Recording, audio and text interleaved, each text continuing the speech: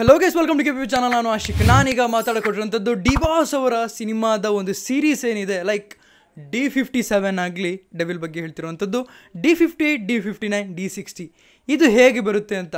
ಕೆಲವರಿಗೆ ನಾನು ಎಷ್ಟೇ ಹೇಳಿದ್ರು ಅರ್ಥ ಆಗಲ್ಲ. ಏನು ಮೂವಿ ಲೈನಪ್ಸ್ ಅಂದರೆ ಏನು, ಮೂವಿ ಒಂದು ಕಾಂಟ್ರಾಕ್ಟ್ ಅಂದರೆ ಏನು, ಯಾತಕ್ಕೋಸ್ಕರ ಮೂವಿ ಒಂದು ಕ್ಯಾನ್ಸಲ್ ಆಗಿದೆ ಅಂತ ನಾನು ಮಾತಾಡ್ತಿದ್ದೀನಿ ಅಂತ ಪ್ರತಿಯೊಂದು ವಿಷಯನ ಡೀಟೇಲ್ ಆಗಿ ತಿಳಿಸ್ಕೊಡ್ತೀನಿ ಅಂತ ಹೇಳ್ತಾ, ಸೊ ಗೈಸ್ ಅದನ್ನೆಲ್ಲ ಮಾಡಿದೆ. Let's start the video.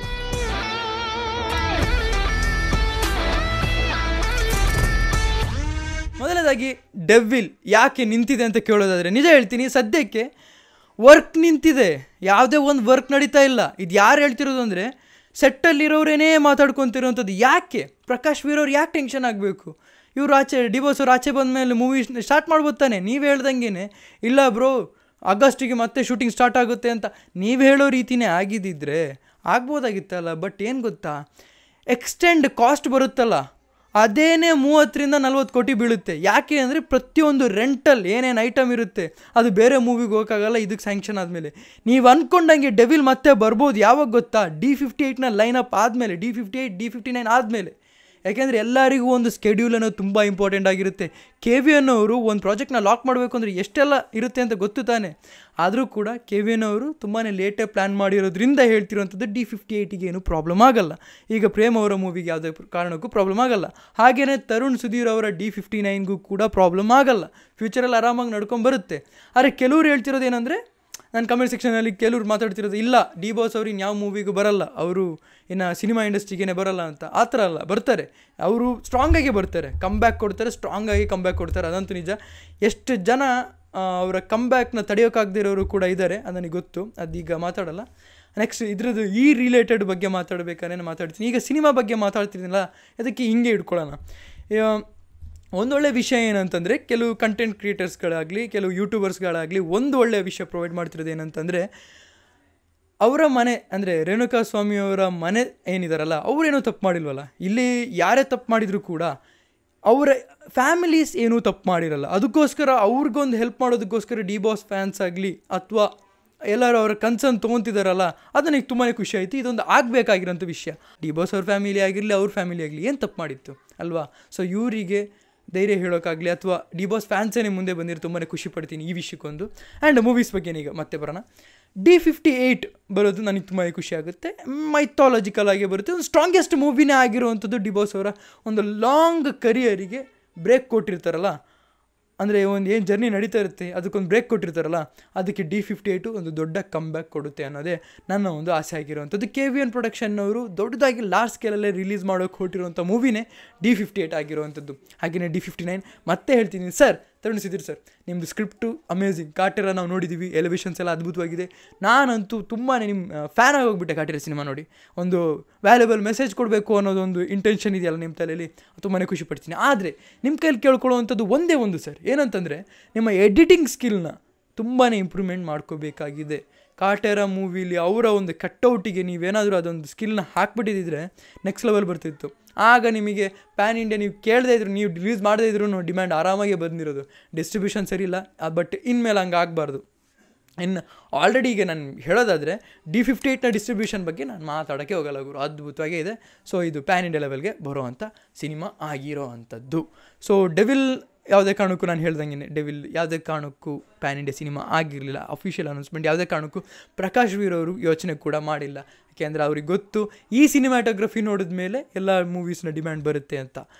Kaatera ಮಾಡಿದ್ದು ಎಲ್ಲಿ ಮಿಸ್ಟೇಕ್ ಅಂದರೆ ಡಿಸ್ಟ್ರಿಬ್ಯೂಷನ್, ವರ್ಸ್ಟ್ ಡಿಸ್ಟ್ರಿಬ್ಯೂಷನ್. ನಾನು ಯಾವಾಗಲೂ ಇದ್ರ ಬಗ್ಗೆನೇ ಮಾತಾಡೋದು. ಕಾಟೇರ ಸಿನಿಮಾ ಏನು, ಯಾರು ಇದ್ರ ಬಗ್ಗೆ ಒಪ್ಕೊತಾರೋ ಬಿಡ್ತಾರೋ ಗೊತ್ತಿಲ್ಲ. ಯಾವ್ದು ಗುರು ಅದು? ಕ್ರಾಂತಿ ಸಿನಿಮಾ ಅಲ್ಲ ಗುರು, ಅದು ಕಾಟೇರ ಸಿನಿಮಾ ಆಗಿತ್ತು. ಡಿಸ್ಟ್ರಿಬ್ಯೂಷನ್ ಚೆನ್ನಾಗಿದ್ದೀರಿ, ಯಾವ ರೇಂಜಿಗೆ ಇರ್ತಿತ್ತು ಗೊತ್ತಾ? ಒಂದು ಬೇರೆ ಏನಂತಾರೆ, ಬೇರೆ ಲ್ಯಾಂಗ್ವೇಜ್ನವರು ಕೇಳ್ತಿದ್ದಾರೆ ನನ್ನ ಹತ್ರ, ಈ ಲ್ಯಾಂಗ್ವೇಜಲ್ಲಿ ಯಾವಾಗ ರಿಲೀಸ್ ಆಗುತ್ತೆ. ಹಿಂದಿಯವ್ರು ಕೇಳ್ತಿದ್ದಾರೆ, ಯೂಟ್ಯೂಬರ್ಸೇನೆ ಮೆಸೇಜ್ ಮಾಡಿದ್ರು ಯಾವಾಗ ಬರುತ್ತೆ ಕರ್ನಾಟಕದ ಮೂವಿ ಹಿಂದಿಗೆ ಡಬ್ ಆಗಿ ಅಂತೆಲ್ಲ ಕೇಳ್ತಿದ್ರು. ಸೊ ಜಸ್ಟ್ ಇಮ್ಯಾಜಿನ್ ಮಾಡಿ, ಡಿಸ್ಟ್ರಿಬ್ಯೂಷನ್ ಸರಿ ಇದ್ದಿದ್ರೆ ಏನೇನು ಆಗ್ತಿತ್ತು ಅಂತ. ಹಾಗಾಗಿ D58 ಬಗ್ಗೆ ನಾನು ನಿಮಗೆ ಇಲ್ಲಿ ಮೆನ್ಷನ್ ಮಾಡ್ತಿರೋದು ಏನಂತಂದರೆ, D58ಗೆ ನೀವು ಈ ಥರ ಚಿಂತೆ ಮಾಡೋ ಅಗತ್ಯ ಇಲ್ಲ. ಅವ್ರದ್ದು ಡಿಸ್ಟ್ರಿಬ್ಯೂಷನ್ ನೆಕ್ಸ್ಟ್ ಲೆವೆಲ್ ಇರುತ್ತೆ. D59ಇಂದ ಮತ್ತೆ ಏನಾಗುತ್ತೋ ಗೊತ್ತಿಲ್ಲ. ತರುಣ್ ಸುಧೀರ್ ಅವರು ಯಾರನ್ನ ಹಿಡ್ಕೊಂಡು ಈ ಸಿನಿಮಾನ ದೊಡ್ಡ ಅದ್ಭುತವಾಗಿ ಥರ ಕೊಟ್ಟಿದ್ದಾರೆ ಅಂತ ಅದು ಅವ್ರಿಗೆ ಬಿಟ್ಟಿರೋವಂಥದ್ದು. ಸೊ ಅದು ಅಪ್ಕಮಿಂಗ್ ಡೇಸಲ್ಲಿ ಮಾತಾಡೋಣ. D60 ಒಂದು ನನ್ನ ಫೇವ್ರೆಟ್ ಲಿಸ್ಟಲ್ಲಿ ಹಾಕ್ಬೋದು. ಒಂದು ನಾವೆಲ್ ಬೇಸ್ಡ್ ಇತ್ತೀಚೆಗೆ ಸಿನಿಮಾನೇ ಕಮ್ಮಿ ಆಗಿದೆ ಆಯಿತಾ.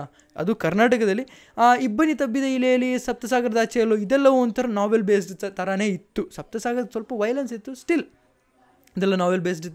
ಸೊ ಈ ರೀತಿ ಸಿನಿಮಾಗಳು ನಮ್ಮ ಇಂಡಸ್ಟ್ರಿಯಲ್ಲಿ ತುಂಬ ಕಮ್ಮಿ ಆಗಿದೆ ಅಂತಲೇ ಹೇಳ್ಬೋದು. ನಾನು ಹೇಳ್ದಂಗೆ ಏಕಮ್ ಇದು ಒಂದು ವೆಬ್ ಸೀರೀಸ್ ಬರೋಕ್ಕೆ ಕೊಟ್ಟಿದೆ. ಇದೆಲ್ಲ ಹೆಂಗೆ ಅಂದರೆ ನಮ್ಮ ಕನ್ನಡ ಇಂಡಸ್ಟ್ರಿನ ಸ್ಕ್ರಿಪ್ಟ್ ಲೆವೆಲಲ್ಲಿ ಎತ್ತಿಡಿಯುತ್ತೆ. ಇದೊಂದು ಖುಷಿ ಪಡ್ತೀನಿ. ಮಲಯಾಳಂ ಇಂಡಸ್ಟ್ರಿನ ನಾವು ಯಾವಾಗಲೂ ಪ್ರೈಸ್ ಮಾಡೋದು ಯಾವ್ದು ಗೊತ್ತಾ? ಸ್ಕ್ರಿಪ್ಟ್. ಜಾಸ್ತಿ ಏನು ಖರ್ಚು ಮಾಡೋಲ್ಲ, ಜಸ್ಟ್ ಸ್ಕ್ರಿಪ್ಟಲ್ಲೇ ಹಿಡ್ಕೊಂಡು ಅವ್ರು ಆಟ ಆಡ್ತಾರೆ.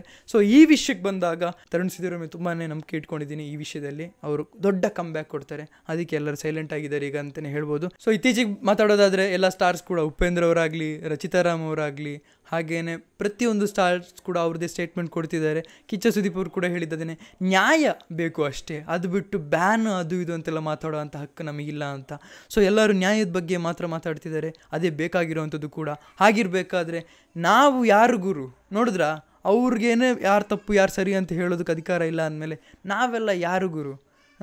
ನಾ ಇದಕ್ಕೆ ಹೇಳ್ತಿರೋವಂಥದ್ದು, ನಾವೆಲ್ಲ ಕಾಂಟ್ರವರ್ಷಿಯಲ್ ವಿಷಯಗಳನ್ನ ಮಾತಾಡಲೇಬಾರ್ದು. ಮೂವೀಸ್ ಬಗ್ಗೆ ಕೇಳೋಕ್ಕೆ ಬಂದಿದ್ದೀರಲ್ಲ, ಆರಾಮ್ಸೆ ಕೇಳ್ಕೊಂಡೋಗಿ, ಅದ್ಭುತವಾಗಿರುತ್ತೆ, ಚೆನ್ನಾಗಿರುತ್ತೆ. ಯಾಕೆಂದರೆ ಅದಕ್ಕೆಲ್ಲ ನಿಮಗೆ ಕಾಂಟ್ರವರ್ಷಿಯಲ್ ವಿಷಯ ಮಾತಾಡೋದಕ್ಕೆ ಬೇರೆ ಚಾನಲ್ಗಳಿದೆ ಅಂತಲೇ ಹೇಳ್ಬೋದು. ನಿಮಗೇನು ಅನಿಸುತ್ತೆ ದಯವಿಟ್ಟು ಕಮೆಂಟ್ ಸೆಕ್ಷನ್ ತಿಳಿಸಿ. ಹಾಗೆಯೇ ತುಂಬ ಸಬ್ಸ್ಕ್ರೈಬರ್ಸ್ ಬರ್ತಾರೆ, ನಮಗೆ ಡಿ ಬಾಸ್ ವೀಡಿಯೋಸ್ ಇಲ್ಲ ಅಂದರೆ ನಾನು ನೋಡೋದೇ ಇಲ್ಲ ಹಾಗೆ ಅಂತ. ಆದರೆ ನಿಮಗೊಂದು ಒಳ್ಳೆಯ ವಿಷಯ ಹೇಳ್ತೀನಿ ಕೇಳಿ. ನೀವು ನೋಡಿದ್ರೆ, ನೀವು ನನ್ನ ಎಲ್ಲ ವೀಡಿಯೋಸ್ ನೋಡಿದ್ರೇ ಡಿ ಬಾಸ್ ರಿಲೇಟೆಡ್ ವೀಡಿಯೋಸ್ ಮಾಡಿದಾಗಲೂ ಕೂಡ ನಂದು ರೀಚ್ ಹೈ ಹೋಗುವಂಥದ್ದು, ಇದೊಂದು ತಲೆಯಲ್ಲಿ ಇರಲಿ. ಆಮೇಲೆ ನಾನು ಆಲ್ರೆಡಿ ನಿಮಗೆ ಬೇರೆ ನ್ಯೂಸ್ ಕೊಡಬೇಕು ಅಂದರೆ ಏನು ಬೇರೆ ನ್ಯೂಸ್ ಕೊಟ್ಟಿಲ್ಲ ಅಂತ ಬರೋರಿಗೆ ನಾನು ಹೇಳ್ತಿದ್ದೀನಿ. ಇವತ್ತಿನ್ನು ಜಸ್ಟ್ 2 hours ಮುಂಚೆನೇ ಒಂದು ವೀಡಿಯೋ ಹಾಕಿದ್ದೀನಿ ಅಂತಲೇ ಹೇಳೋದಕ್ಕೆ ಇಷ್ಟಪಡ್ತೀನಿ.